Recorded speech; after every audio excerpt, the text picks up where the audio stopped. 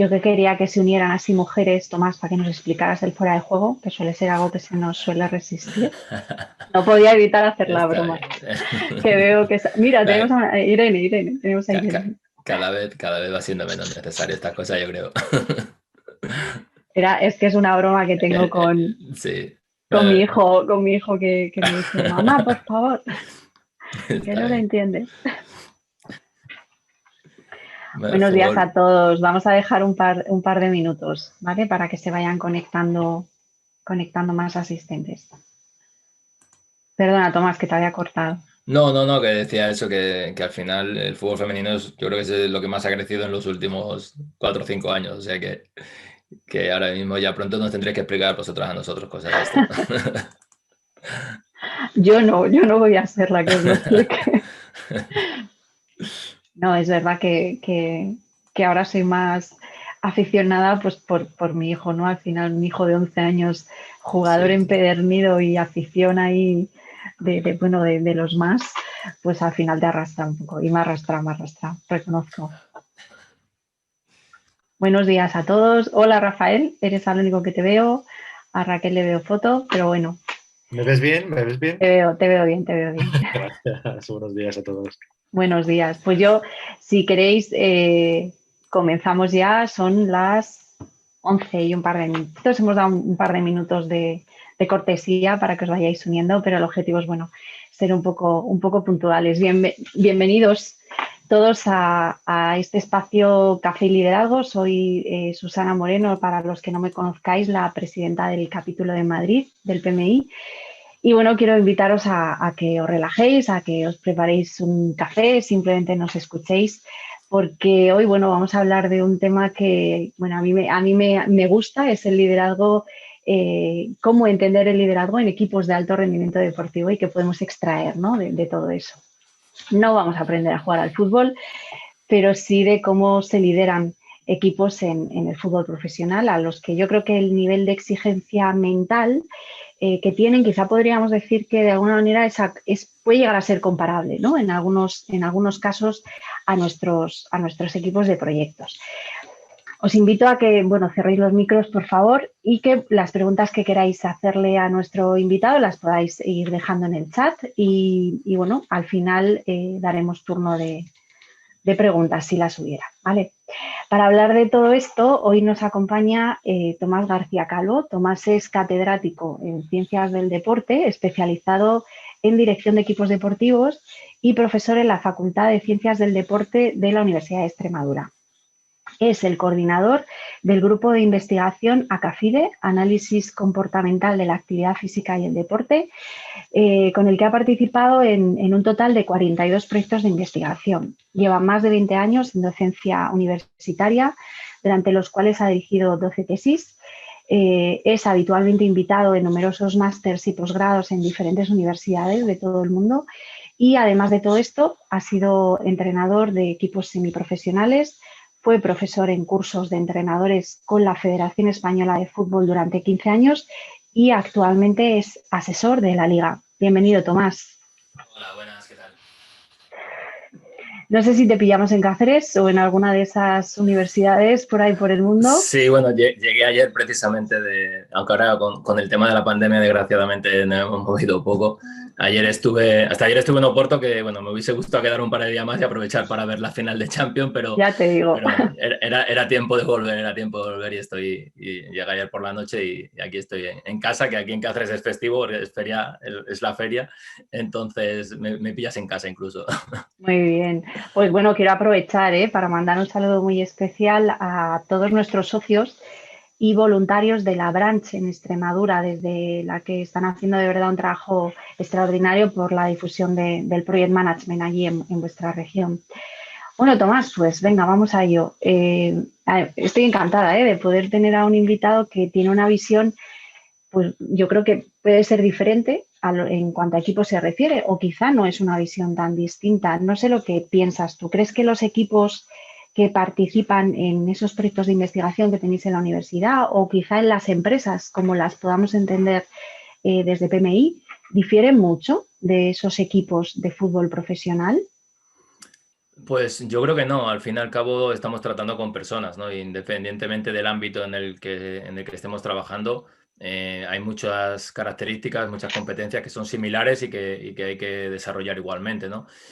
Yo como entrenador, muchas de las cosas que he realizado, pues también las he utilizado como director de un grupo de investigación. Nosotros en el grupo somos ahora mismo unas 20 y tantas personas y más o menos un equipo de fútbol y muchas de las estrategias, de las tareas y de las competencias que desarrollamos, como te he dicho, pues creo que muchas veces les he aprendido incluso del propio deporte, del propio fútbol, ¿no? Al fin y al cabo, trabajamos con personas y bueno, pues el conseguir que estén motivados, que consigan trabajar, que haya una organización clave, que se manejen y que se establezcan buenas relaciones interpersonales y buenas relaciones laborales, yo creo que eso sirve para cualquier contexto. Lógicamente, con la idiosincrasia que tiene cada contexto en particular y que, bueno, pues en algunos casos hace que sea más complejo o más difícil por las propias características, lo que puede ser un equipo de fútbol profesional respecto a una empresa, pero hay muchas similitudes también, yo creo.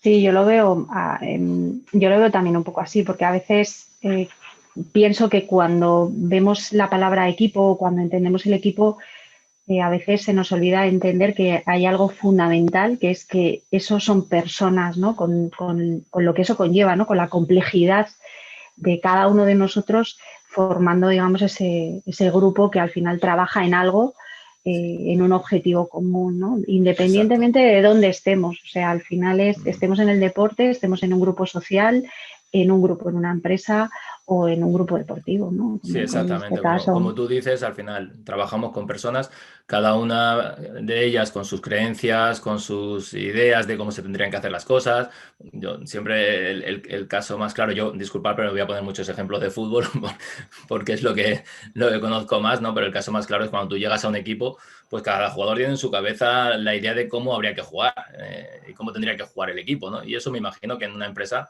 pasa lo mismo, cada empleado, cada persona que está trabajando en esa empresa, pues tiene en su mente cómo tendrían que hacerse las cosas, ¿no? Entonces, el lograr que al final todos vayamos en la misma dirección y que todos pensemos algo parecido, porque nunca va a ser igual y van a seguir siempre existiendo divergencias en lo que es las creencias y las formas de actuar, pero conseguir que haya cierta unidad en ese sentido y que los que no están muy de acuerdo, por lo menos no se vayan por caminos diferentes, sino que sigan un poco lo que es la idea y que no hagamos cosas muy extrañas, pues yo creo que eso, independientemente del contexto, es una clave que ayuda siempre a coordinar, dejando siempre la libertad de que cada uno después, lógicamente, dentro de sus funciones y de sus tareas, pues puedan actuar de la mejor manera posible, de la manera más autónoma, que yo creo que en ese sentido también es fundamental, pero al fin y al cabo esa mentalidad conjunta y esa visión conjunta de lo que tenemos que hacer, yo creo que ayuda mucho a conseguir después los objetivos, ¿no? ¿Cómo definirías entonces tú lo que es un líder como tal? Si te preguntase desde el punto de vista deportivo o de investigación o de empresa, ¿cambiarías esa definición? Porque si entendemos distintos significados, tendríamos que entender que existen distintas fórmulas, ¿no? Para desarrollar ese liderazgo que es diferente en cada caso. ¿Lo definirías como algo común en cualquier ámbito? Yo creo que sí, que es común, siempre con sus particularidades, pero un líder o un buen líder, porque puede haber mucho. Hay una frase típica que seguro todos habéis escuchado, ¿no? La diferencia entre un líder y un jefe, ¿no? Que el líder normalmente consigue hacer que las personas que están bajo su liderazgo, pues hacen las cosas porque creen en lo que están haciendo y normalmente siguen a ese líder porque consideran que le está ayudando a mejorar o les va a llevar hacia objetivos que consideran adecuados, mientras que un jefe normalmente impone, ¿no? y obliga más que lidera, ¿no? Entonces, independientemente creo que del contexto, casi siempre ese concepto de líder es mucho más interesante. Es cierto que hay diferentes tipos de liderazgo y también es cierto que tanto en el contexto deportivo como en el contexto de las organizaciones, nosotros muchos de los estudios que hacemos y de lo que trabajamos en el contexto deportivo proviene de las organizaciones de trabajo. Los avances que existen sobre el liderazgo en las organizaciones de trabajo después se han aplicado al deporte y a veces al revés. Cosas que se han conseguido averiguar y conocer en deporte se han aplicado después a las organizaciones de trabajo, ¿no? Pero en casi todos los casos hay que decir que el liderazgo es un concepto muy complejo porque es bastante multidimensional y multifactorial y hay muchas aristas que son difíciles de equiparar siempre, ¿no? Entonces, yo normalmente cuando me preguntan, pues, ¿cómo es el mejor líder? ¿Qué tendría que hacer? ¿Qué tipo de liderazgo es el más adecuado? Yo siempre digo una respuesta que es depende. Siempre en todas las actividades que hago, aquí en la universidad, en las clases o en los máster, o cuando trabajo con alguna empresa, siempre planteo lo mismo. Es que depende, ¿no? Nunca puede haber una solución, una receta única, porque estamos trabajando con personas y con muchas personas a la vez. Hay muchas variantes y muchas variables que pueden hacer que eso cambie. Y es necesario, pues, tener en cuenta esos cambios. Lo importante es saber de qué depende. Es decir, tenemos claro que va a depender, que no va a haber únicas soluciones, ¿no? Sí, lo importante es saber de qué depende, de qué es lo que tenemos que hacer ahora, porque es más interesante hacer esto, o porque es más interesante hacer esto, o porque es más adecuado utilizar o adoptar un estilo de liderazgo para este contexto y un estilo un poquito diferente para este otro contexto, ¿no? Sí, bueno, a mí es verdad que lo que siempre me ha gustado entender de esa figura de líder, ¿no? En un equipo es que al final, pues bueno, por simplificarlo un poco, es un poco esa persona que logra no solo que los demás le sigan o le reconozcan, sino que además extraiga de cada uno de esos integrantes de ese grupo, sea el que sea, un grupo de amigos o un proyecto en una empresa, pero que además logra extraer, ¿no?, lo mejor de cada uno de ellos y lograr el crecimiento de todas esas personas que tiene alrededor. A mí sí que me gusta entenderlo de esa manera, que además incluye esa especie de ambigüedad enorme, ¿no?, que depende de la situación en cada momento en el que esté, pero que de alguna manera logra que primero ser reconocido, que yo creo que es algo importante, que sea reconocido por el resto del grupo y que ayude, ¿no?, a que crezcan los demás. Exactamente, yo creo que la clave un poco va en esa línea, ¿no? En lo que es el concepto de buen liderazgo, sobre todo actualmente, porque también ha ido cambiando con el paso de los años, en función un poco de la cultura, de la sociedad, eso va cambiando, ¿no? Pero actualmente se valora mucho un líder que consiga transmitir, que consiga generar, pues, un buen ambiente de trabajo, que consiga desarrollar las habilidades y las capacidades individuales, ¿no? Pues todo ese tipo de cosas que está muy relacionado con un concepto que se llama liderazgo transformacional. Tiene diferentes nombres, pero bueno, el transformacional suele ser el más relevante. Pues viene a decir un poco cómo debe de ser esas características del liderazgo. Pero también es cierto lo que he dicho, ¿no?, que eso tenemos que tomarlo con cuidado, porque por lo menos a mí, en cuanto a experiencia y en cuanto a conocimiento, me dice que siempre hay diferentes aspectos. Voy a poner un ejemplo, una anécdota. En 2014 creo que fue, en la Super Bowl, que es el fútbol americano, me imagino que todos más o menos conocéis, llegaron a la final dos equipos que estaban entrenados por dos hermanos diferentes. Dos hermanos, un hermano es como aquí a la final de la Champions, que se va a jugar el sábado, pues en el Manchester City hubiera una persona y su hermano estuviera entrenando al Chelsea, ¿vale? Están dos hermanos entrenando, algo que es muy raro, pues, en los dos mejores equipos de un deporte, pues que lo estén entrenando dos hermanos. Entonces, hubo bastantes estudios de caso intentando averiguar, pues, cuáles eran las características, porque dijeron, a lo mejor tenemos aquí características de liderazgo idóneas para llegar al éxito, ¿no?, en equipos deportivos. Y cuando analizaron un poco la historial de vida, las características de personalidad de cada uno de los dos hermanos, descubrieron que habían sido totalmente diferentes. El hermano mayor, como suele ser habitual, era muy responsable, muy serio, tenía un estilo de liderazgo muy directivo, de no dejar hacer muchas cosas, con mucho control, mientras que el hermano pequeño, que además había sido jugador profesional, el mayor no había llegado a ser un jugador profesional, el pequeño sí, había ganado ya también una Super Bowl como jugador, pues era un poco todo lo contrario, era dejar hacer mucho, sin mucho control, dar mucho apoyo, tener muy buen trato, muy buenas relaciones interpersonales con los jugadores, mientras que el otro mantenía mucho las distancias. Entonces, bueno, al final concluyeron que hay mucha variabilidad y que lógicamente hay muchas cuestiones que a lo mejor no podemos controlar y que va a depender mucho del contexto, de las características de las personas con las que estemos trabajando o de los jugadores en este caso. Sí, entonces, súper es importante. curioso, es curioso. Es curioso porque además ambos habían llegado a la final, o sea que ambos tipos o ambos modelos de estilos de liderazgo lograban un poco el objetivo El de éxito. llegar ahí, ¿no?, el éxito. Sí, sí, Dentro sí. dentro de los equipos de fútbol, bueno, tú has enseñado con la Federación Española de Fútbol a ser entrenador y ahora eres asesor para la liga. ¿Quién es el verdadero líder del equipo? Porque para mí es el entrenador, pero a lo mejor yo estoy equivocada y crees que es el capitán. ¿Quién dirías de los dos que es el mejor ejemplo? Pues Porque además yo creo que tiene muchas similitudes, ¿no?, con cómo Sí, abordamos los proyectos. sí, totalmente. Pues mira, normalmente, perdonad, normalmente, de manera habitual, se ha trabajado mucho sobre el liderazgo del entrenador y se le ha dado muchísima importancia, ¿no? De qué es lo que tiene que hacer, cómo comportarse. Hay muchos trabajos aplicados y muchos trabajos de investigación sobre conocer mejor qué es lo que tiene que conseguir hacer el entrenador. Sin embargo, en los últimos años, y cuando has estado también dentro de un equipo, cuando lo has vivenciado y cuando lo has tenido en cuenta, pues hay una línea muy interesante sobre la importancia que tiene el capitán, o no el capitán, porque el capitán es un poco el líder formal, sino más bien el líder informal de los equipos, ¿no? Porque normalmente coincide que los capitanes suelen ser también los líderes informales, pero, pero esos líderes de vestuario, esos jugadores que son los que demuestran y ayudan a mantener todo lo que es los buenos comportamientos, pues se ha comprobado que tiene un efecto tan importante o más muchas veces que el capitán, o perdón, que el entrenador. Es cierto que el entrenador puede ayudar a que esos líderes actúen mejor. Y yo creo que la clave del entrenador está en eso. El entrenador, hay muchas cosas que no puede manejar del grupo porque el grupo actúa de manera autónoma en ese sentido y a lo mejor si quiere manejar determinadas cosas va a tener problemas, va a generar conflictos y le puede... y le puede generar un problema que en un principio no debería de tener. Y yo creo que eso pasa también en empresas y pasa en cualquier otro ámbito.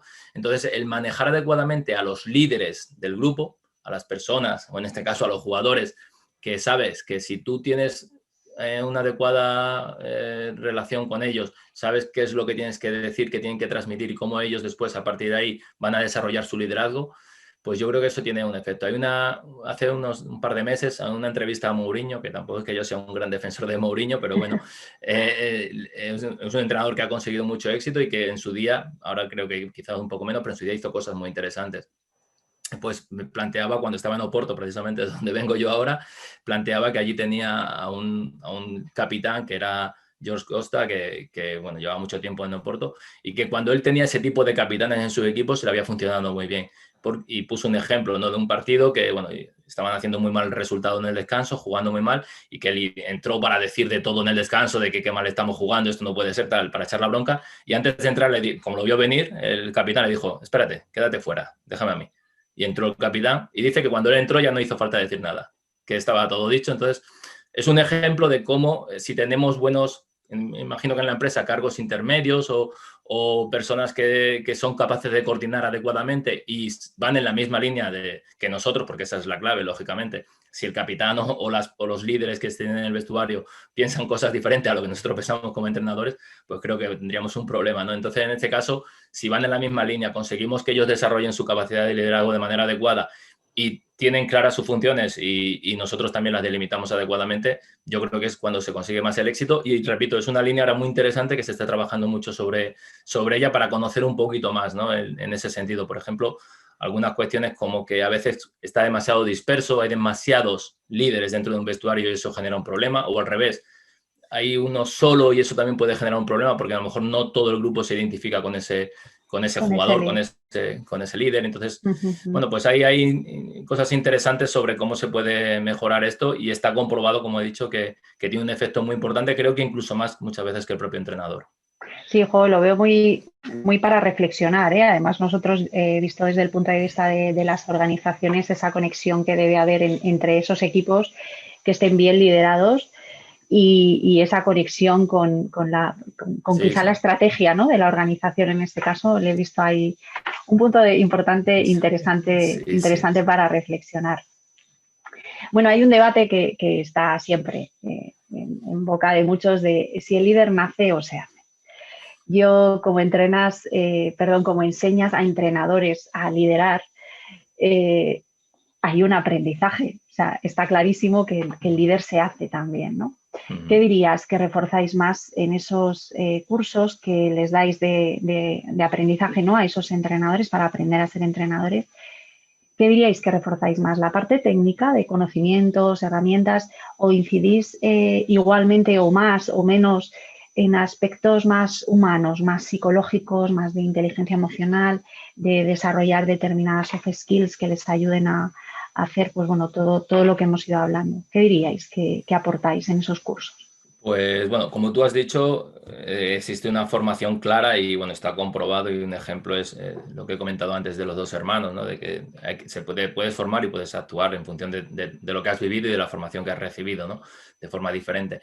Eh, en este sentido yo creo, y es una crítica quizás a la formación que existe, no sé, en el ámbito empresarial me imagino que va un poco en la misma línea, creo que una de las deficiencias que existe en la formación para entrenadores es precisamente la parte esta de dirección de grupos, ¿no? De la capacidad para manejar situaciones, personas, contextos.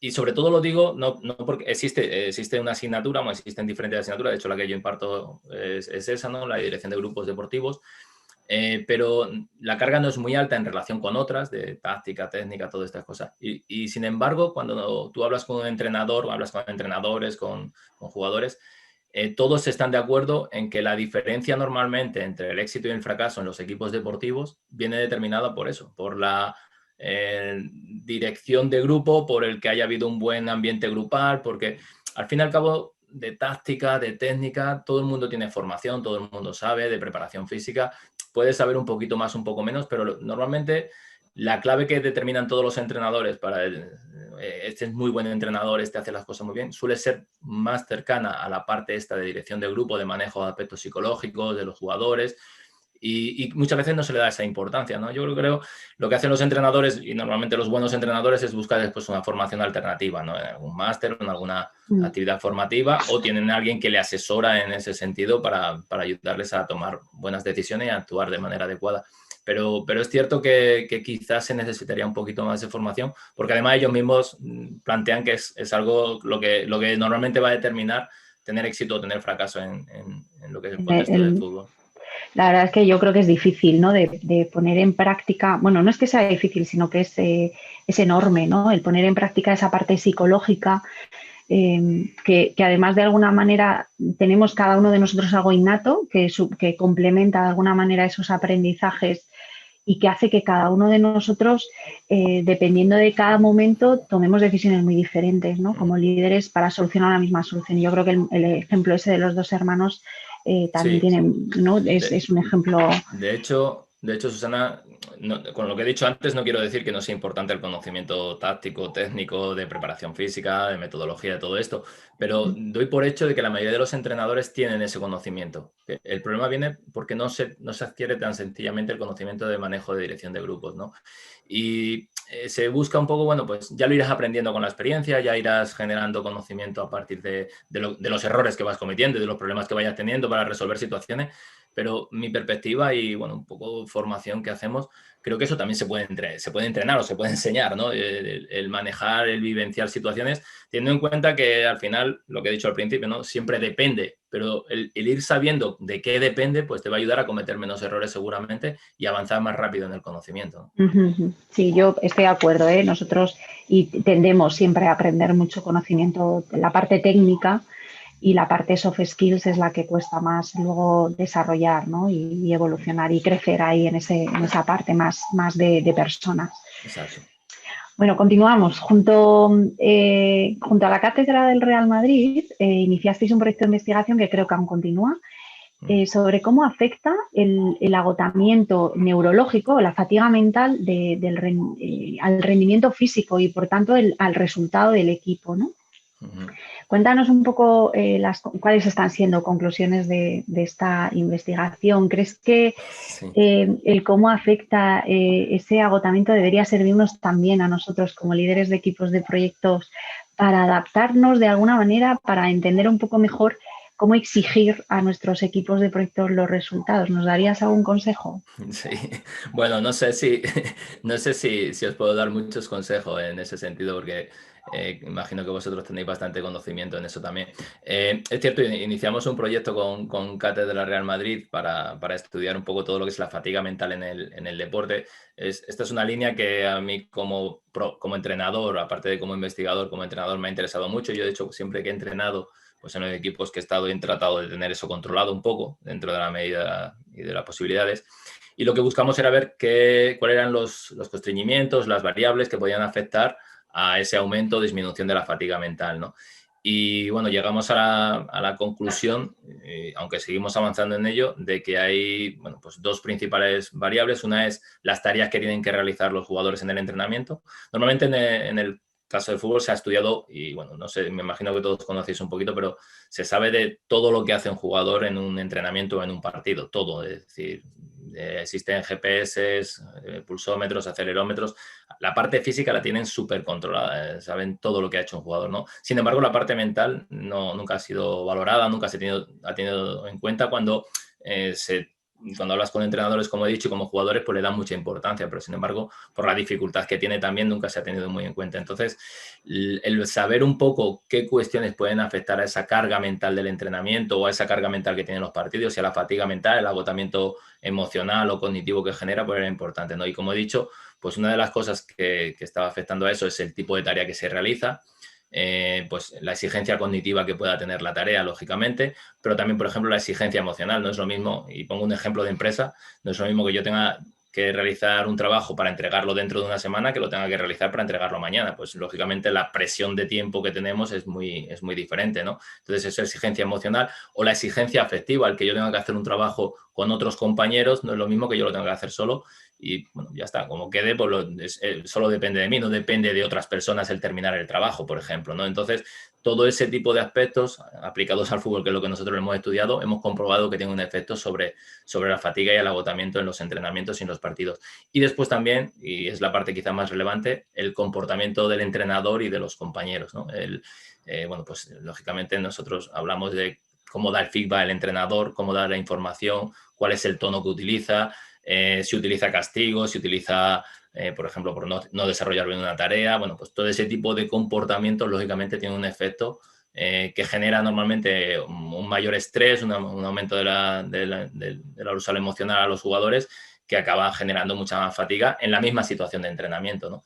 Entonces, bueno, esos dos aspectos, controlándolos, son los que normalmente están determinando un poco cómo se fatiga, aparte después de otros aspectos que son externos, ¿no? Que es ya la propia persona, pues sus circunstancias personales que puede tener el jugador y que también pueden incidir en mayores niveles de fatiga mental en el entrenamiento por lo que trae de casa, ¿no? Bueno, yo continúo porque no tenemos preguntas en el chat. Estamos a puntito de acabar y que sepáis que tengo un montón de preguntas pendientes para hacer Es las que demás hablo mucho, perdón. se nos van a quedar ahí en el tintero.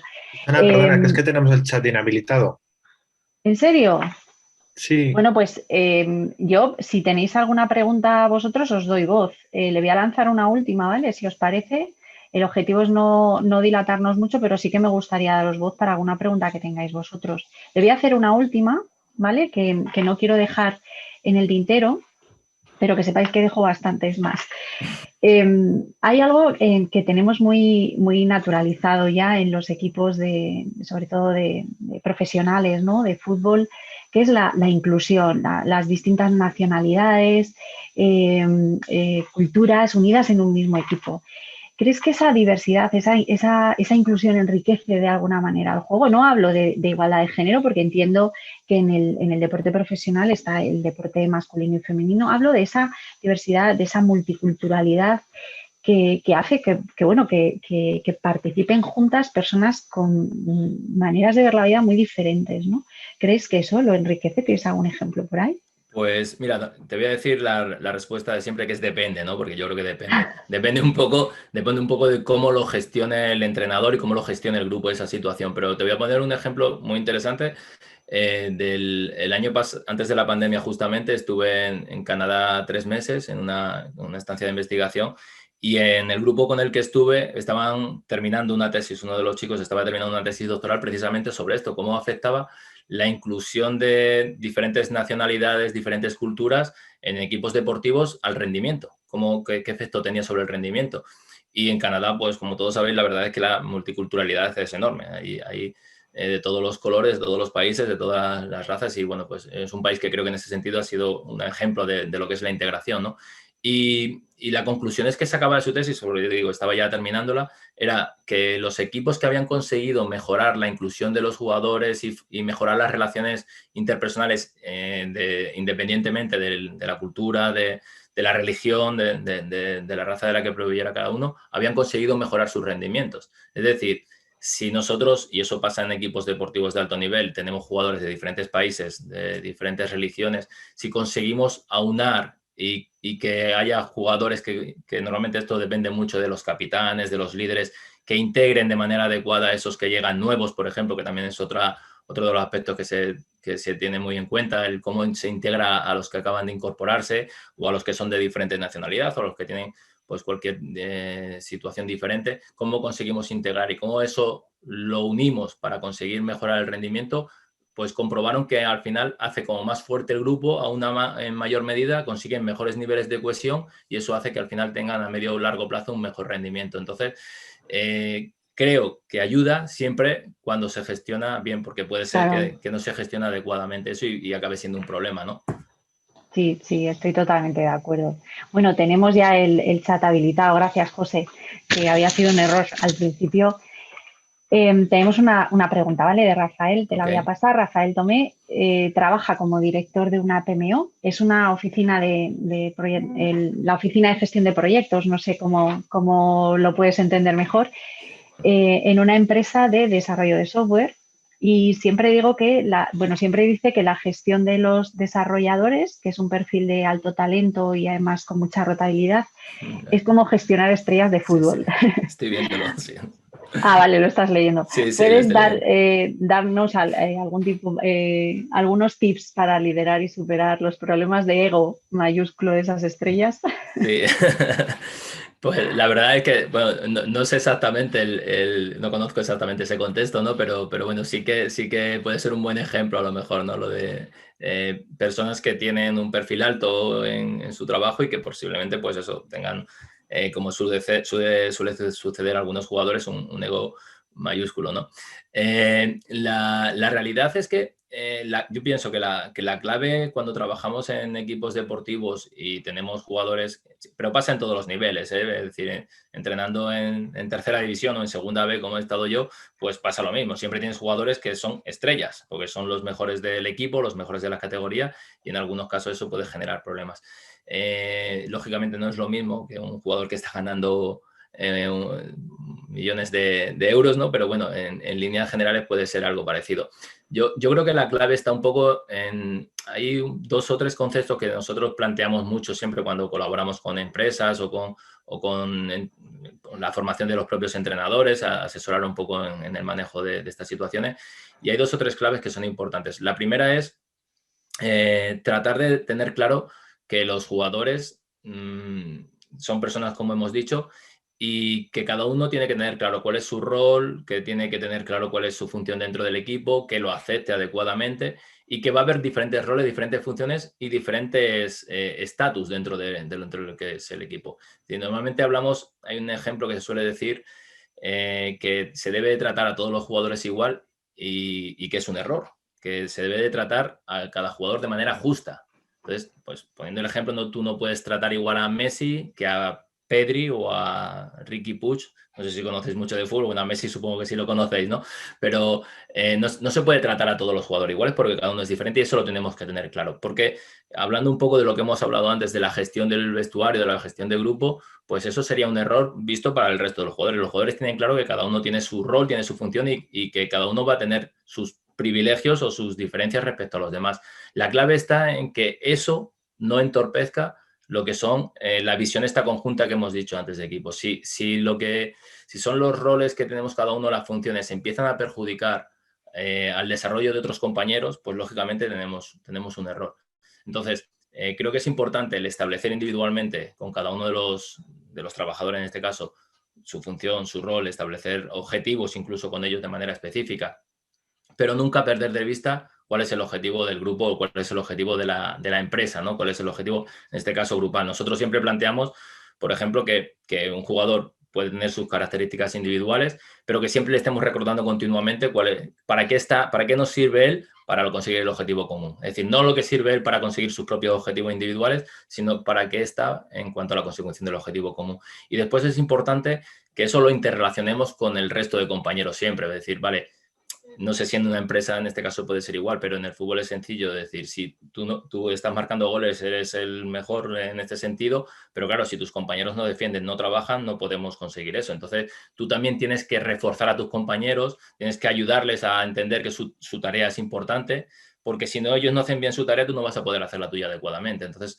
ellos en otra medida, pero son iguales de importantes que tú. Y el que conozcan pues las funciones de cada uno de ellos y entre ellos exista una buena coordinación, una buena relación, muchas veces ayuda a que ese ego que tienen los jugadores se minimice por saber que tienen que ayudar a sus compañeros y que les sienta sentirse importante en ese sentido también. No sé si te ha servido de algo, Rafael, lo que te he dicho. Muchas gracias, Rafael, porque además es una pregunta yo creo que muy interesante y creo que es una situación que tiende a generar mucho conflicto y ahí el líder del equipo tiene trabajo y tarea ardua para coordinar eso, como dice Tomás, ¿no? Tendría para hablar durante 2 horas más, ¿eh? Sí, seguro. De esto se podrían, depende, como he dicho antes, depende siempre, ¿no? Depende del contexto. Después hay otro tipo de cosas ahí que se podrían también trabajar, lo que hemos comentado antes, el tema del liderazgo compartido, ¿no? De que dotar de importancia o generar identidad. Por ejemplo, una cosa que nosotros trabajamos mucho últimamente es la identidad de grupo, la identidad social que puede tener, que yo creo que esto en las empresas vendría de maravilla, ¿no? El que se sientan identificados. Nosotros como empresa, me imagino que todos lo tenéis claro, tenemos unos valores, en este caso como equipo de fútbol, pues tenemos unos valores, tenemos unos objetivos que conseguir, tenemos unas creencias y que los jugadores se sientan identificados en ese sentido, con esas creencias, con esos valores como club, con esos valores como equipo, pues al final ayuda a que todos más o menos vayamos más en la misma dirección, ¿no? Que yo, como he dicho antes, es fundamental en ese sentido. Muchísimas gracias, Tomás. Tenemos que cortar. El objetivo de Café y Liderazgo es que nos dé tiempo a tomarnos un café a media mañana, Okay. Nada más. Pero me darían ganas de volver a invitarte para todas Yo las preguntas encantado. que han quedado en el tintero. Ha sido un placer, un honor, Tomás, tenerte hoy con nosotros. A vosotros. Podríamos ver muchas similitudes, estoy convencida que sí, en cómo desde el deporte lográis que los equipos, ¿no?, de personas alcancen esos objetivos. Espero de verdad que podáis seguir contando con muchísimos recursos para seguir creciendo e investigando en Acafide. A los demás solo me queda invitaros a nuestro próximo Café y Liderazgo. Este va a ser más prontito, el día 11 de junio. Nos va a acompañar Maitena Serbajean hablando de arte. No os lo perdáis, va a ser muy interesante. Os aseguro que nos va a sorprender cómo las emociones nos afectan y mucho y cómo de los artistas también podemos aprender a liderar. Muchísimas gracias a todos, que paséis buen fin de semana. Hasta la próxima. Gracias, Tomás. Muchas gracias para todos. Chao. Gracias.